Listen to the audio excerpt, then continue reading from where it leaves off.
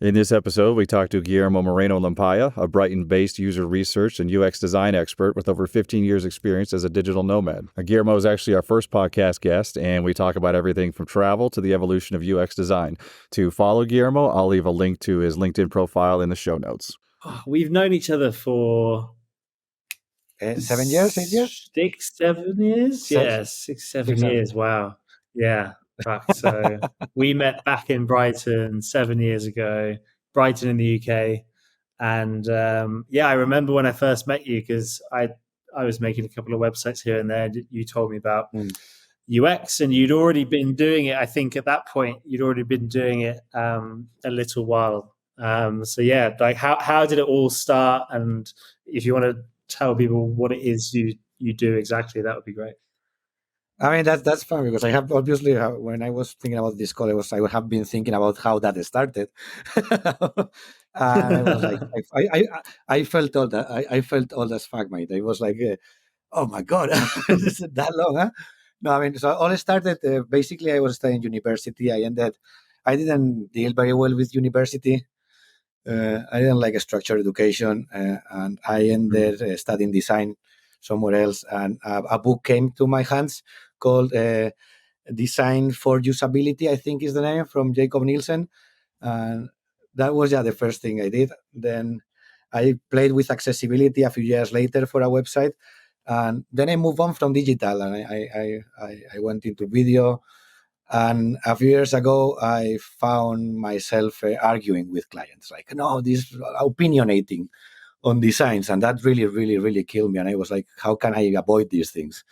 And I came back into that Jacob Nielsen's first book I read when I was studying, and all the work that had been developed around it with information architecture, UX. And yeah, that was, I suppose, my first intro to fully a professional UX. I was already in London, or actually, no, I was actually in Spain at the time with a little agency. And then in London, I just made it just proper through contracting. When I started contracting, I started understanding frameworks, what people was doing around the UX world, more on a more structured way to apply it to real business cases and real industries and all areas. And yeah, that was about now, I mean, I would say 10 years ago, because I had met you 10, 12 years ago, easy. But yes, I started digging into it all my career. I just, I hadn't thought about that until now. It's so you started within an agency. Was UX as it's known now? Like, was it what was it back then? Was it known as that, or? I think that UX just takes a lot of skills that were being developed 20 years ago or longer with the growth of the digital industries.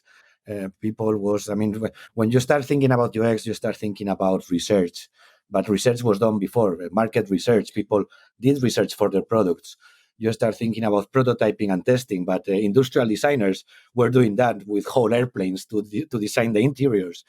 So UX basically starts, is the agglomeration of a lot of techniques that were being used to design things and taken into a digital product, digital services. But UX, I mean, if you start using the same framework for other areas, it works because it comes from there.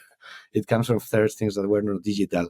The beauty when you move to digital and UX digital is that the prototypes that you had to do to build a machine and the time that it takes, you just code one and test it and code another one and test it.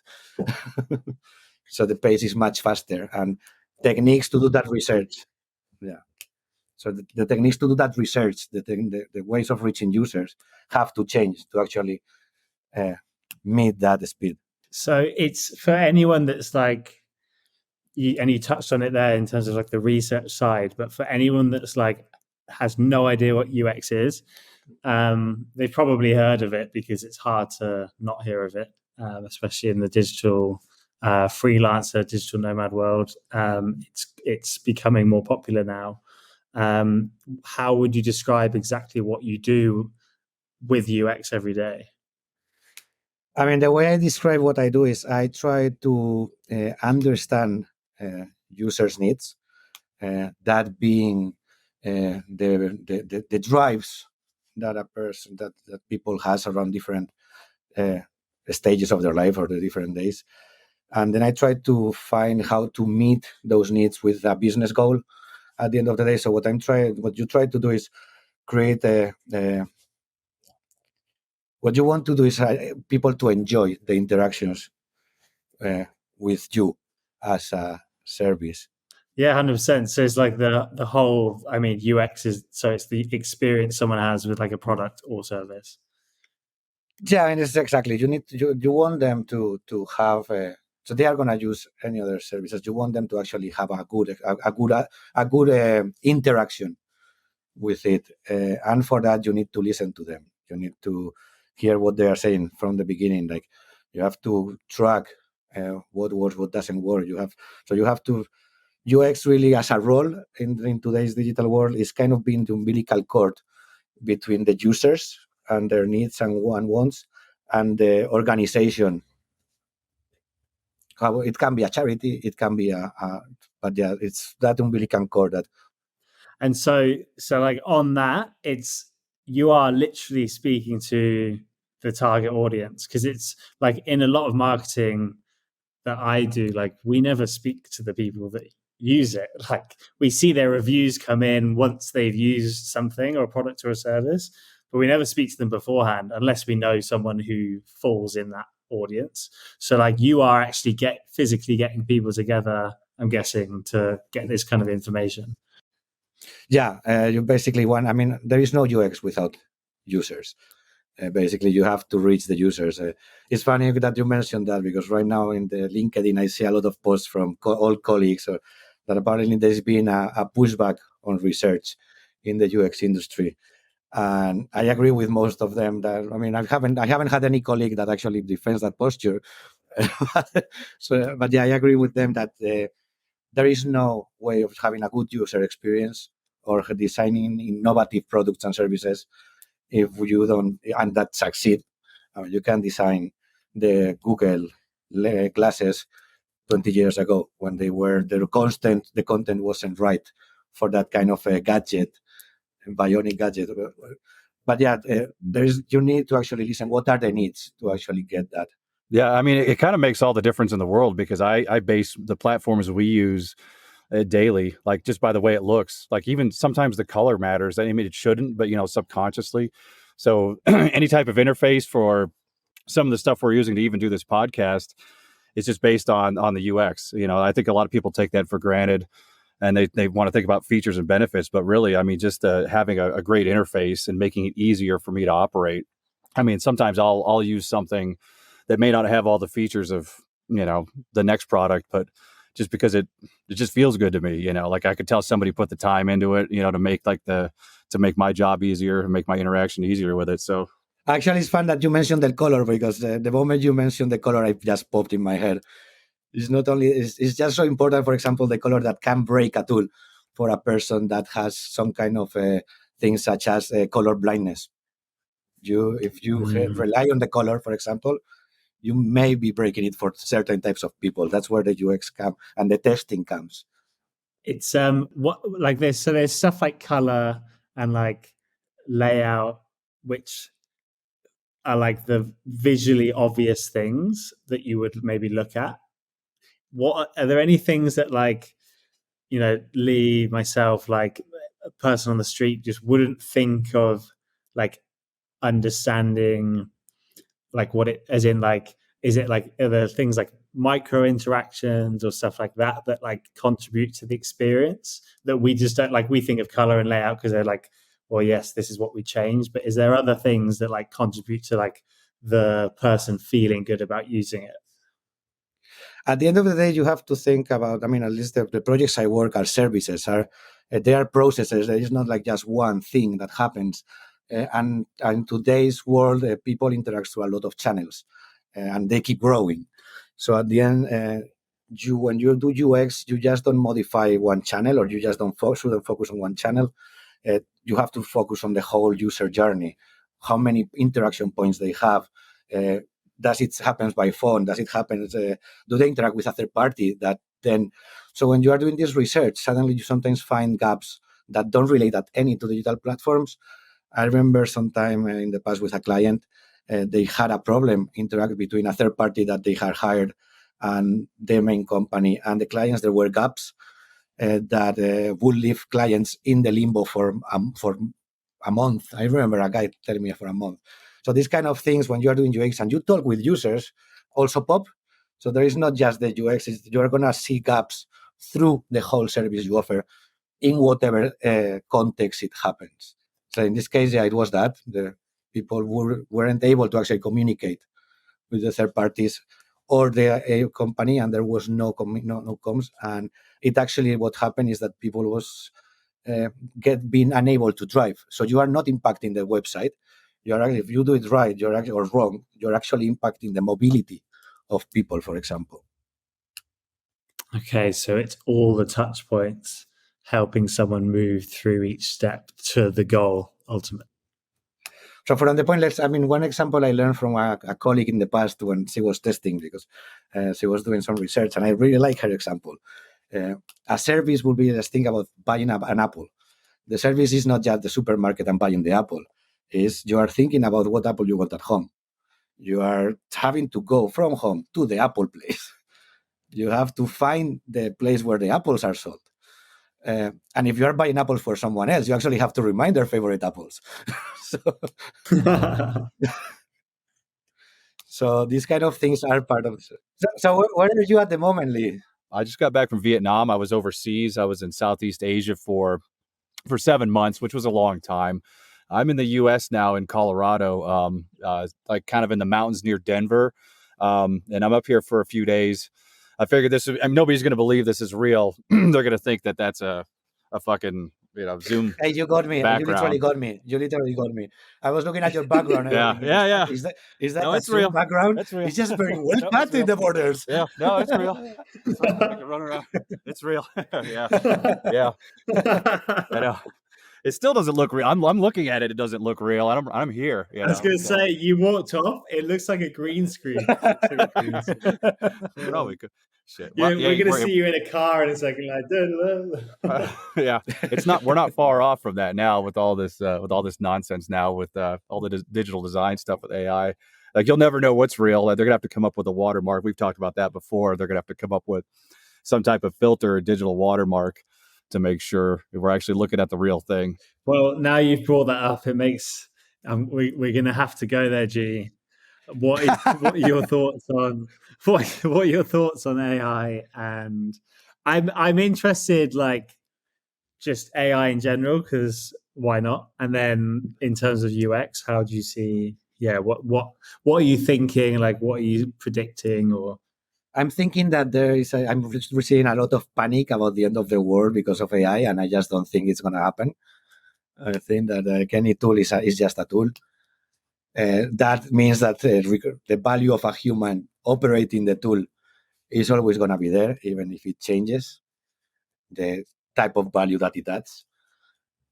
If not, guys, we're going to be a future society of slaves, and we are screwed. There's not much.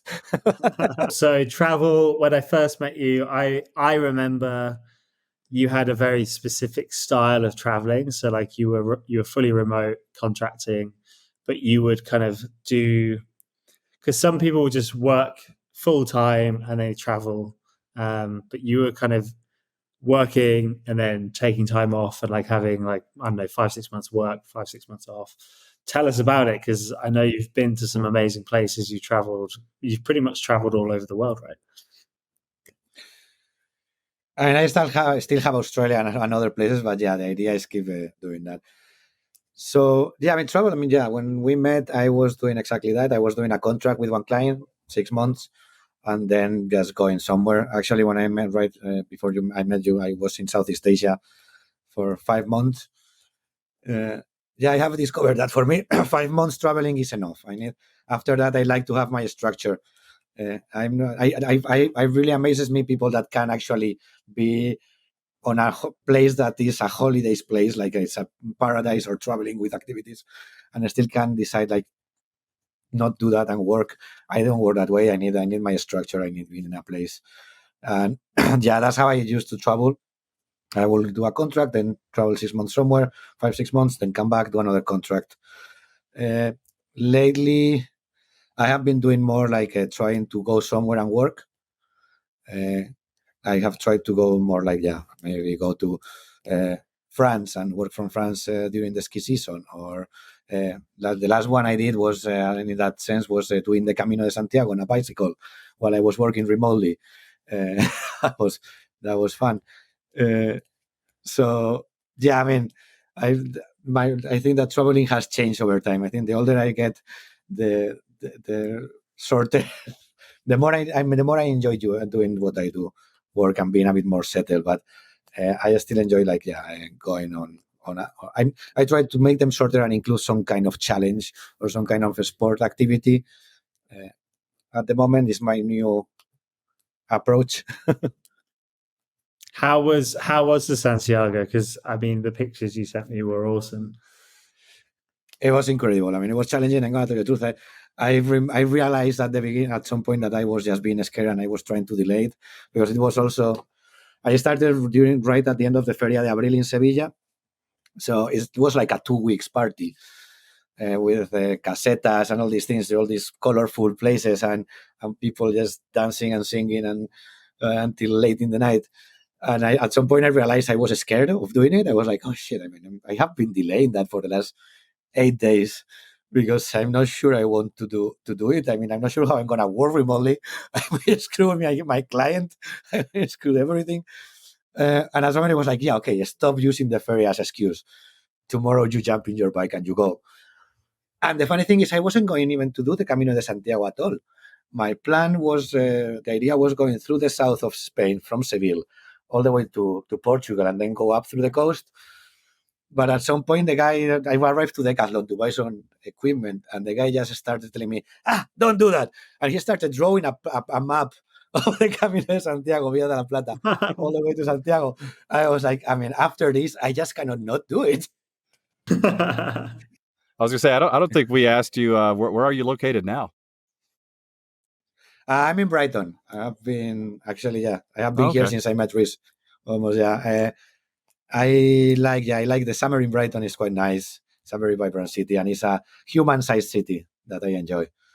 I don't think I have ever taken a bus here until a few months ago. I mean, you can literally walk anywhere.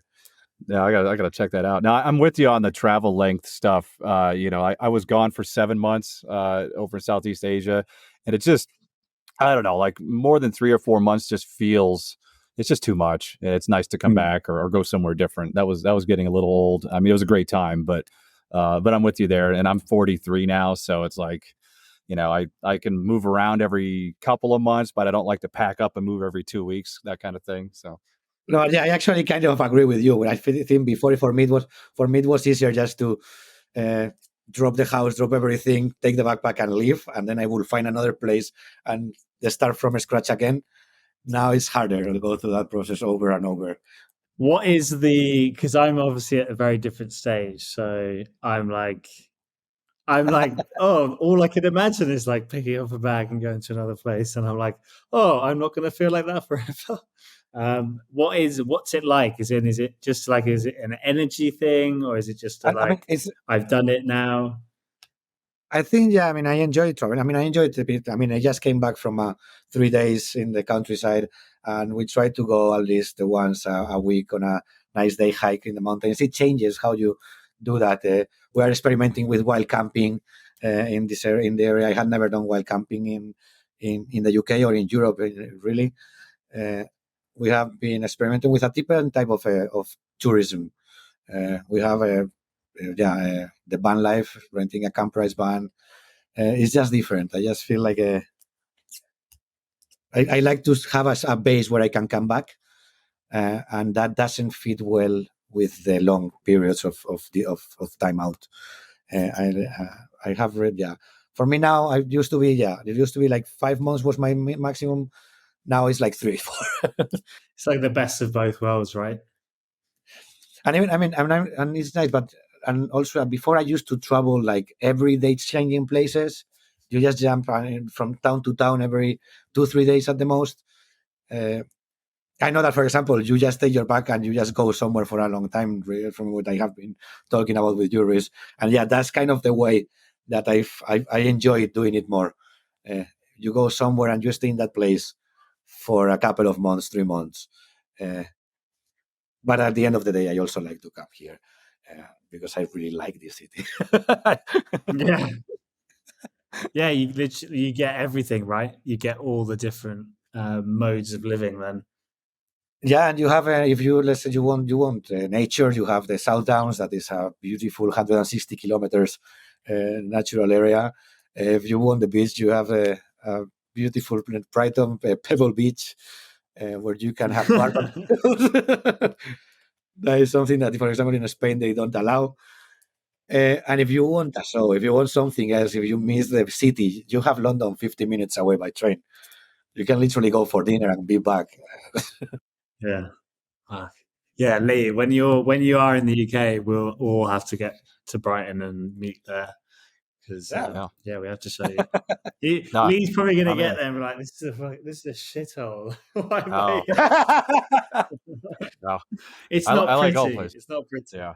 Oh, that's okay. As long as I got food and a pub and somewhere we can hang out, doesn't matter to me. So I mean, look where I'm at now. There's some quality pubs. Yeah. There's like a gas station over there somewhere where I have to go get coffee. I'm not sure if it's true, but I think that once I heard that Brighton is the place with more pubs per capita. So on that, Lee, we have you covered. That works. I'm in. I'll be headed to the airport. Let me just shut the trunk here, and I'll head to the airport right now. See you guys soon. Yeah, I never confirmed it, but yeah, that's the word. It feels like it. What I'm doing now is changing a bit how I approach clients. The industry in the UK, the contracting industry for UX has changed drastically. It started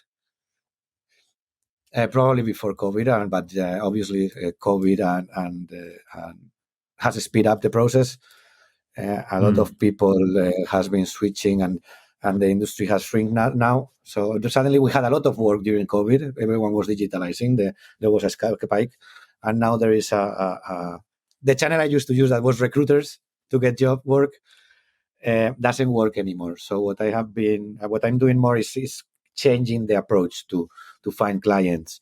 The contracting world in digital in the UK has been hit by a big thing that was the IR35 reform in taxes, and then they have been hit by the COVID. By the cost of by the increasing cost of life, but the contracts haven't gone at the same speed. The contracts that people are offering are the same as they were offering 7 years ago when I first moved into contracting. So yeah, I'm trying to find ways of reaching other types of clients through other channels that may be more up to date with the changes. And if I get more work than the one I can handle, I would love to actually scale. But for the moment, I just want to see if that actually. I'm testing new channels. Sure. Yeah, it's a shame that the industry's been hit like that in that one channel. But I'm sure some of these other channels are going to be worthwhile. It's also fun. I'm going to tell you the truth. I mean, I have been learning. That is another thing that I enjoy doing when I have my breaks, learning about new things, getting a bit updated. I have been learning about conversion rate optimization, to design a framework for a review that I want to offer to potential clients, a UX review of 20 minutes that I would like to offer to them, see if they like it, and kind of a hook, how they call it, lead magnet. I have been reading about SEO that I find really important when you are defining a service that is going to be used by people online. The homepage of anyone is Google. Let's not think that is our homepage, is Google. So I'm learning a lot about that. And then since we talked last time that you mentioned call email, I literally just the first thing I did after hanging on you was downloading a book. So it's a process, and I find fun to learn new things. If it doesn't work, at least I get a lot of knowledge that I can actually transfer to other areas.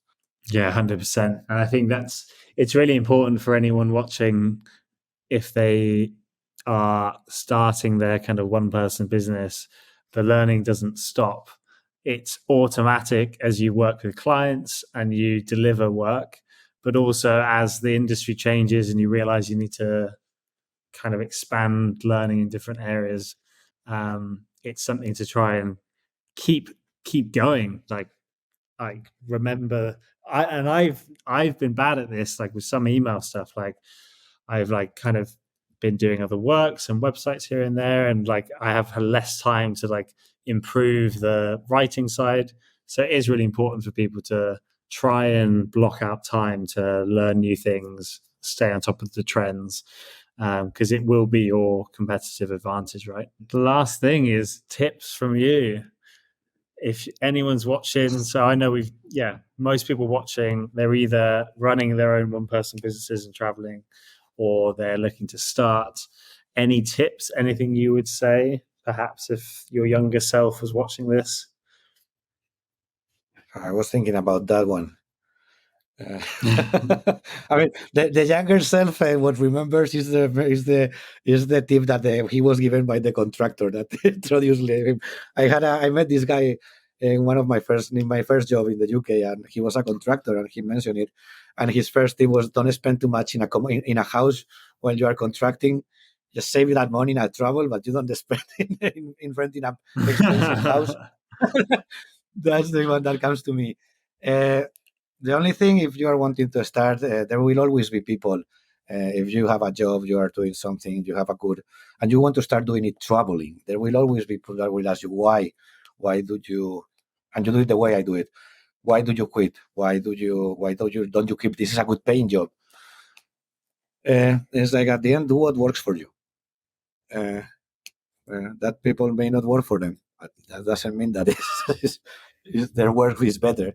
So yeah. Just do what works for you, and if it doesn't work, change it.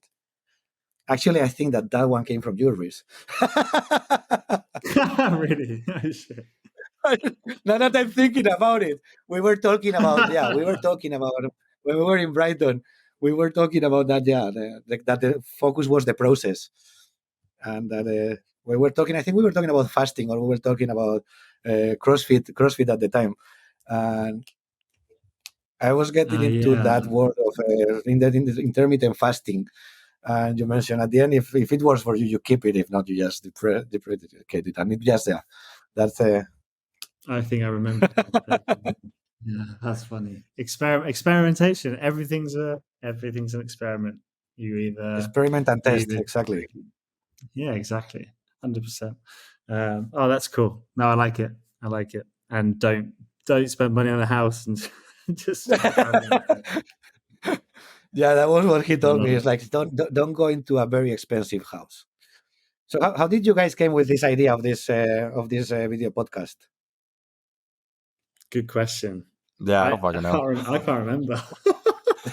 I don't. It's only been 3 months, and I can't remember who suggested it. It's a whirlwind.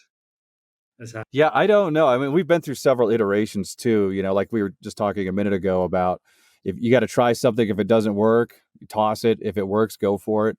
And we had a ton of ideas in the beginning. We were going to start, and we still could do this in the future. We were going to start like a paid community thing, and we're still holding on to that right now. But we're going to do more one-on-one stuff with people. So we had like 50 ideas, and then we tried one for a couple of days, and we're like, that's not working, or we tried something else. Now, how we got on I think we decided on the podcast angle because we wanted to have content somewhere. Like obviously YouTube's a great place to do that, to get followers and put ourselves out there. And it only made sense to do the video version, and then also, do an audio version. So, and now YouTube kind of links all that together. But how we got started doing this, I don't know. I think we just honestly looked at every angle we could and this seems to be like the most user friendly, best way just to get out and in front of people, kind of thing. So there wasn't a plan, if that's what you're asking. So this is not, there's no like huge, like 5-year big deal here. You know what I mean? It was like, let's fucking give it a try, see what happens. I was going to say that's fun because basically that you had an ideation session. You basically did kind of UX and did not the kind of design thinking. You have an ideation, you tested prototypes of each of the ideas, and then came with that works. 100%. See, that makes it sound so much more professional than it really was. Yeah. Hey man, one thing that you have. If you go back and if anybody ever goes back and watches these from the beginning too, like the first one we did was, and we decided to post all of them. So we did one of these. This is number 8 now. We did a couple of these in the beginning that were fucking terrible. But we're like, you know what? Let's put them out there. That way people could see how bad we were in the beginning. And I'm not saying we're good now, but we get a little bit better every time. You're the first guest we've had on, which has been awesome, but it's our first one. So we got to figure out like now the editing and it's kind of making it up as we go kind of deal. But all of our old stuff is out there too. And it's getting better quickly, but it was pretty shitty there at the beginning too. It's also really good to do these reps now whilst we're like, I'm in the fucking living room and Airbnb, Lee's in the back of a car, like we're like working from home style. Like it's good to get the reps out now, because in fucking 6 months or whatever, when we're like in the same place, which we're hoping to do, and like if you're available, G, and you want to meet up, like we're at some point we're going to do like a meetup of people that we've kind of met. We met on a copywriting course, like an online course, community. And so like there's various people that we've met, and like we're keen to like meet up somewhere, like a little, nothing official, but like a little Nomad meetup, which would be really cool. But back to my point is we're getting the reps out now whilst the kind of visual quality isn't amazing, and we're like, we've got it, our individual earphones. But when we get to the point where it's like really good camera, really good audio, like we'll have practiced so much that the actual delivery of everything is also really good. So it's kind of quite nice and chilled out to do this now. It's enjoyable. And I think that answers your original question, like in terms of like why we're doing this now. It's like, actually we do just quite enjoy getting on this every week now. Like it's fun, which is nice. Yeah, and there's always lots to talk about. I mean, whether it's a business issue or travel, that never gets old. People love that stuff. And then AI, of course, we do little updates here and there, and that stuff changes. Like they probably changed 6 times since I've been out here. Like some new updates with that stuff. So, but it is nice to like just jump on and just start talking. And the fact that we're like in separate places too, like there's more to talk about, because we don't really. I mean, we communicate every day, but like not like on calls and stuff. So. I don't know. It's just a good time. It's like one of the only things I do that I don't get paid for, but I actually enjoy doing, because all the stupid client work all that client work I have to do when I go back inside. I mean, it's not terrible, but like I actually enjoy doing this. Like I'd rather do this all day for free and just make a little bit of money on the side. So that's working towards that too. Yeah, I'm gonna say that I mean you're too harsh with you guys, with yourself. I mean, I think that I was looking at the one about artificial intelligence in the future. I mean, that wasn't that bad. That was good, man. I was enjoying your conversation. That's great. That's amazing feedback. That's really good. Thank you. Yeah. Well, you know how it is too when you're in the middle of it. Like even now, like after we've been talking, and there's some things skipping around that again won't be an issue at the end. But like when you're in the middle of something, you're like, oh man, that really sucked. I can't believe I said that, or like something. And then when you watch it back, you're like, that wasn't so bad. That's not bad at all. So yeah, it's a mental thing. Yeah, 100%. It's like turning in a client project where you like spend a lot of time on it, and you're like, I'm going to send this deliverable off. And then as soon as you do, you're like, oh, they're going to hate it, or like you start thinking about the things you could have done better. And then they end up loving it, So it's just we're hardest on ourselves, It's human nature. Like we always want to tear ourselves down on certain things. So. How was Vietnam, by the way? How was Southeast Asia as you just came back? So I did I did 2 months in Bali, which was, I know it's kind of cliche, but I figured I got to get there, and check it out. I loved it. I thought it was like absolutely the friendliest people. Everybody was smiling and happy all the time. And, not that I go places that have unfriendly people, but it was like exceptionally friendly. And the food was amazing. You've been there before, haven't you, or no? Not in Bali. No. I only did the peninsula of Thailand, Cambodia. Yeah, I have to hit Thailand one of these days. So Bali was good. Food was amazing. And then Kuala Lumpur was like the middle stop just to get some shopping in or have like a city, have like a city feel. That ended up being a little bit, the 2 months there was a little much. A beautiful place, very clean, but it's a huge city. I mean, you go to Starbucks, then go back, there wasn't a whole lot. And that, I don't, we'll get into this at some point too, but I don't drink nearly as much as I used to. Like I was drinking 7 days a week. So like, there's all these bars and things to do in Kuala Lumpur, but I'm like, if I start down that road again, I'll be sitting in some prison camp, in the mountains or something. So I'll just delay that. And then we ran over to Vietnam. We were in Da Nang for 3 months, which was awesome. It's right on the beach, beautiful place. Yeah, but again, it was 3 months, and it's tough. Like we were saying earlier, it's tough being away from your home base for that long. I mean, there's all these things I wanted to buy that I couldn't find. I mean, like little things, like stupid, like American problems, like, I can't get stuff on Amazon. I want stuff delivered, but it matters though. Like there was stuff that I was missing that I wanted to get. And, but overall, I mean, what a great experience. The only thing that really screwed me on that was, and I know we're all in different time zones, like it's 10 in the morning here, 9:40, but like being in Southeast Asia with all my clients on Eastern time in the US, that fucking screwed me, man. I was up 2 in the morning in meetings, which is my fault for having contracts like that. But the areas and the cities and the people were amazing everywhere. The time zone thing kind of sucked.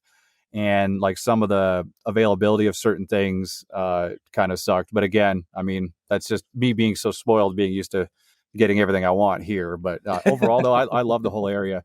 I don't know when I'm going to go back just because the time zone thing and the flights were fucking brutal. But I love Southeast Asia. But I never made it to Thailand, though. That's it. Okay. So anyway, see you guys next time. Yeah. Right.